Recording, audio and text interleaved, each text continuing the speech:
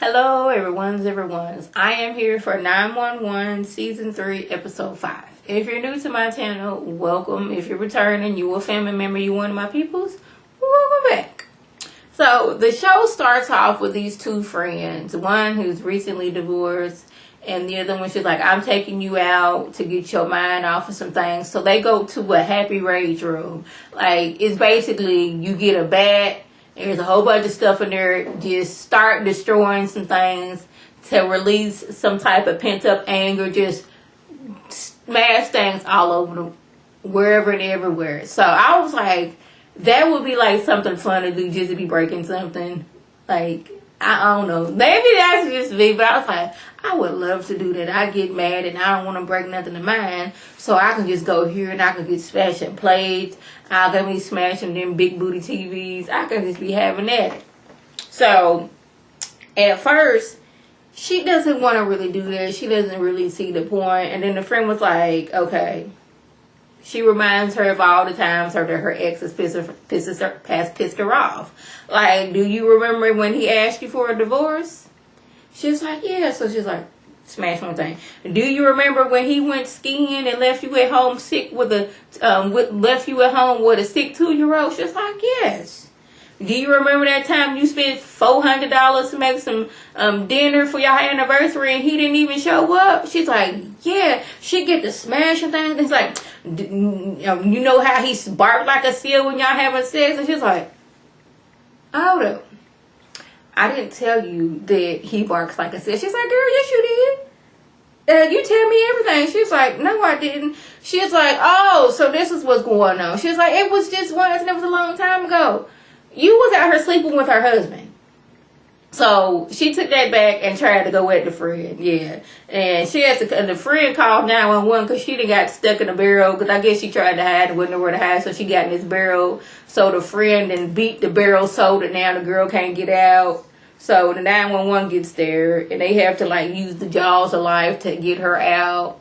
And they arrest friend, you know, who husband was cheating with the other one. And she's like, I'll bail you out. She's like, don't even do that. I don't need nothing else from you, boo-boo. You've done enough. I don't want to see you ever in life again. You were supposed to be my friend and you was out here cheating with my husband? Child, boo. She didn't say that, but that's basically how it went. So, I'm sorry, y'all, that I'm sniffing this weather here in Houston. We finally caught up with it being fall. So, let me close this door. Because my husband in there watching whatever on TV. So, we finally caught up to the fall. And it's been, like, you know, chilly these last few days. And your girl is trying to get some type of cold and some type of congestion going on. So if I'm sniffing a lot, I do apologize. It's just that I feel like I'm getting sick because of the change of the weather. We've been up to like almost 100 degrees for like the longest time. And then we want to drop down to like the 60s. And my body's like, what is going on? But anyways, Bub has to go to arbitrary meeting with Bobby has to go to an arbitrary meeting since Buck is suing them. And Bobby tells them that Buck wasn't fired. It's just that the medication he was on, it makes it to where he's almost a liability. You already passed out because of these blood thinners. And you wasn't even doing anything. You was standing there at a welcome home, welcome back Buck party, standing there holding a plate of food and you just passed out. So let's just say we out on a call and it's several people that are hurt and you passed out. Now we got to take attention away from these people to help you out.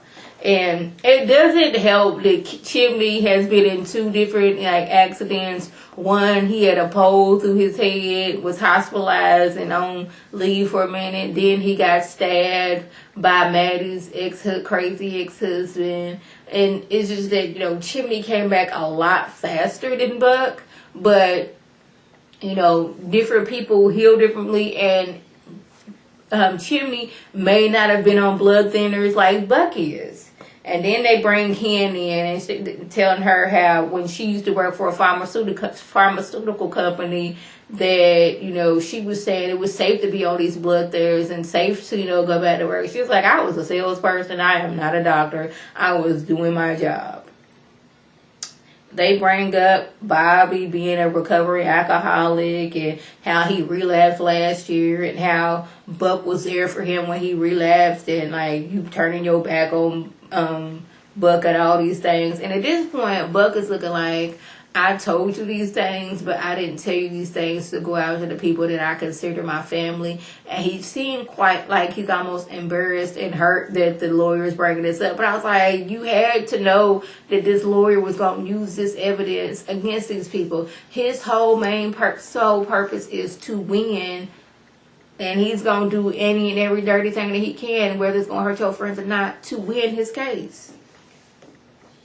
Now, we move over to some protesters at this chicken farm. Now, one of the protesters decides to get a bike lock. Y'all know those bike locks that have like the hook on it and then you like snap it shut at the bottom? Well, he didn't put his head in one of those things and put it on a little, it's not a conveyor belt, but like the little system where the chickens be hanging up on. But the thing that the little machine starts moving and he gets to the end and he started to choke and he can't breathe and all these other things. The crew shows up and gets him down off the machine. The crew gets him down. He gets to choking once he's getting down. Like, wait a minute. He was on the machine. He was choking. They call 911. They get there. They get him down because he done swallowed the key. And like the other protester was like, swallowing the key was not in the plan. I don't know why you did that. You was not supposed to do that. But like once they get him down, he's choking again. Dude, no. Let me get this right because I done messed up. He was put the lock on. Things start moving. Crew comes in, cuts him down. He's sitting there, and the dude who owns the farm cuts the machine off. Something he could have done before he called 911, but he sit there and let this dude choke like that. You ugly, you dirty, you low down dirty dog. Well, the protester dude starts choking, so they have to like get something out of his throat. The dude on the farm was like, well, I hope he don't die on my farm. I'm like, you old raggedy thing. Like, what if that man had died on your farm? Then what? Because that was what's supposed to happen, and you could have just flipped that switch and just turned the machine off. You gonna wait till after they done got him off the little machine to turn it off. Oh, raggedy fool. Ugly. Where am I at? Y'all, this scene right here had me so shook. Because Michael and the kids, they go to see his mama. They are on their way home. It's nighttime. They're driving, having a good time, talking, eating cookies from grandma. And they get pulled over by the police. Michael, like, police officer, I'm reaching for my registration. Letting him know that I'm not reaching for a gun. He gives him the registration, like, why did you pull me over? I'm going to need you to get out the car.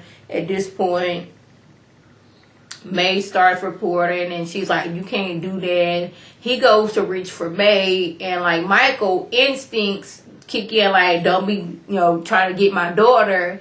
Harry wakes up in the back of the seat because, we didn't stop right here moving and going on. He wakes up, he laying down, and he wakes up. This younger cop points a gun at Harry because he sees movement, and Michael freaks all the way out, like, please don't shoot my son. Don't shoot my son. My wife is a sergeant with the LAPD. Do not shoot my son. Like, the new officer, like, he goes to the back and, like, realizes, like, he's just a kid. Like, now he's scared because, like, he saw movement. He didn't know what was going on. It's just a kid. The older officer's like, it's okay. You got this. And then he's like, you folks, you have a good night. Now, Michael's terrified and, nerves on edge. Harry is scared because he didn't just got a gun pointed on him. May is outraged because what is going on. Now, I tell y'all, me, my husband, and my mother-in-law got pulled over one time, and I put my hand on the back of the seat, and I stood there, and the cop looked at me, and I looked at the cop. And I guess it was like, why are you doing that? But I was like, I don't want you to think I'm making any movement. Now, me, my mother-in-law, my husband, and my grandfather-in-law, we go to the police station once a month because, like, so the police can know us that's, like, patrol this area and what's going on. But still, like, all the officers in this area don't know who we are, just a select few that go to the meeting that we go to.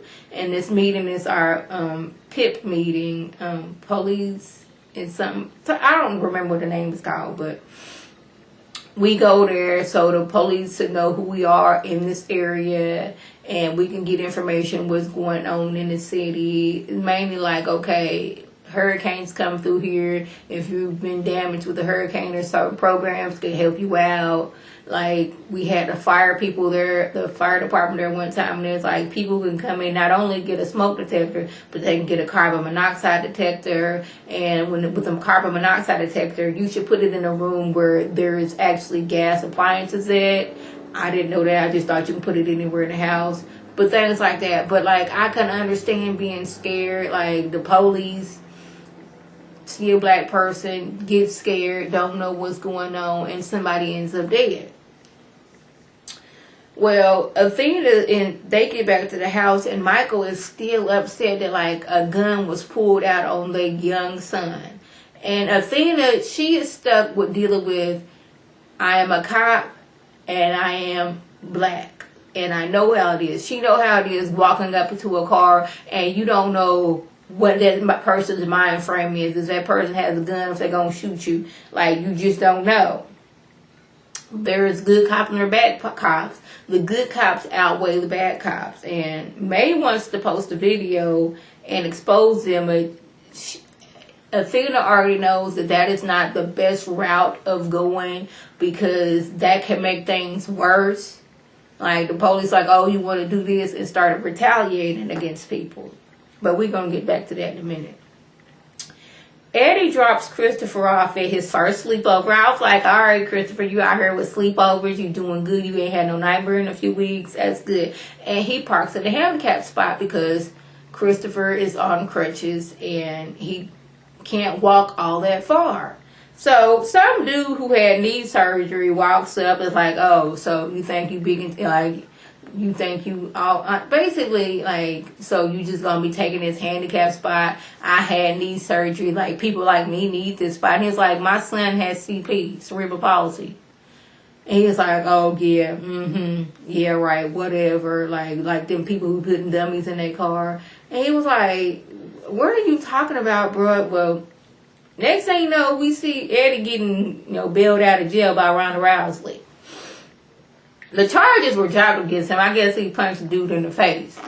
But come to find out, the dude had surgery 3 years ago, but he was still walking around with this brace on his knee and still using handicap parking. I was like, you old ragged dude. But Eddie the one need the handicap parking. You around here walking around like a fraud. Like this one woman, she wanted to be she wanted to be in a wheelchair so bad that she went around putting casts on her legs so she could sit in a wheelchair. She wanted to be handicapped so bad. It was so bizarre. Y'all, Buck goes to his lawyer because the lawyer's like, I got good news for you. And he hands Buck this a check. He was like, this is all I'm getting? He was like, what? I missed out of zero? He's like, I didn't want money. I wanted my job back, bruh. What this $1 million gonna do to me? It's like, you ain't got to work a day in your life. It's like, that's not what I came here for. I came here so I can get my job back, not to get money. And the lawyer was looking like, really? I thought this was about the money. And he's like, he didn't give that info to the lawyer to hurt his friends. It's like, why else would you give me this info? It's like, well, you're supposed to be, honest with your lawyer. Yeah, you give your lawyer info on somebody because you want that lawyer to take that info and take that person down. How do you not understand that? So, Athena watched the body cam video of what happened. And she also finds out that one cop, the older one, has a history of, pulling over black and brown people. Like, you pulling them over at a large amount of rate. That don't sound right.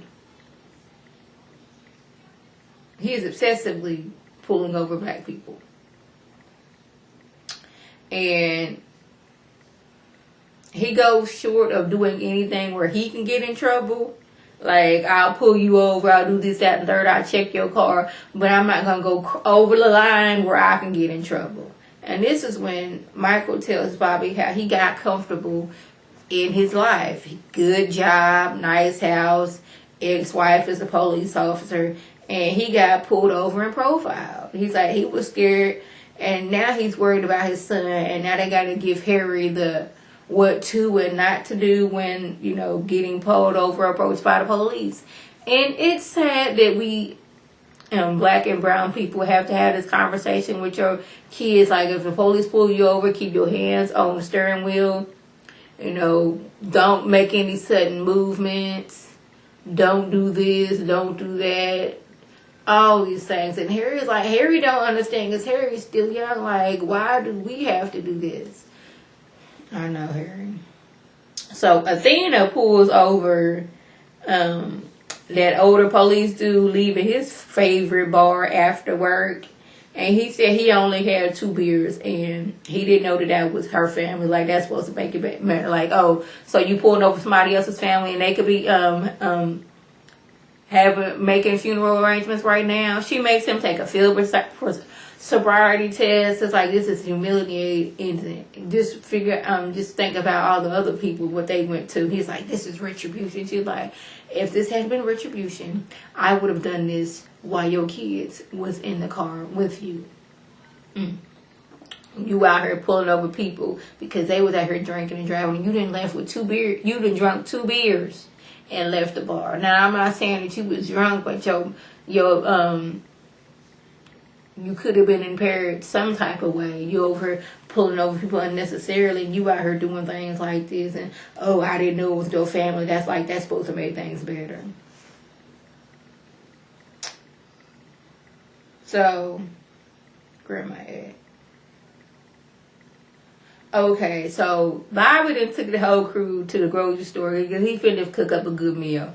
He's trying to distract himself from what's going on with Buck. And who would show up? It is Buck. Miles away from his house to go to this grocery store. They're upset with him because, like, he sued them. And Christopher's upset because he can't see Buck anymore. And I was like, yes. I didn't think about that. If Bobby and Buck can't talk, no. If Eddie and Buck can't talk, that means Christopher can't talk to you neither. And Christopher ain't done nothing to nobody. Don't hurt my boy's feelings like that. He's like, you told that lawyer personal stuff about us. Now, while they over talking, I'm peeping in the background, and there's 2 people on the parking lot fighting. I'm paying attention to them, but I'm also noticing people in the background. I'm like, somebody gonna get hit by a car. I already knew somebody was gonna get hit by a car or get crushed into be sandwiched between 2 cars. But no, these 2 fools is doggone bumping and scraping into each other, and one car hits a fire hydrant, and next thing you know, they back wheels is just up in the air. And I'm like, I guess if you cut the water off, the car will come down, but the car can't move because the back wheels is up in the air. It was just a whole lot of craziness going on.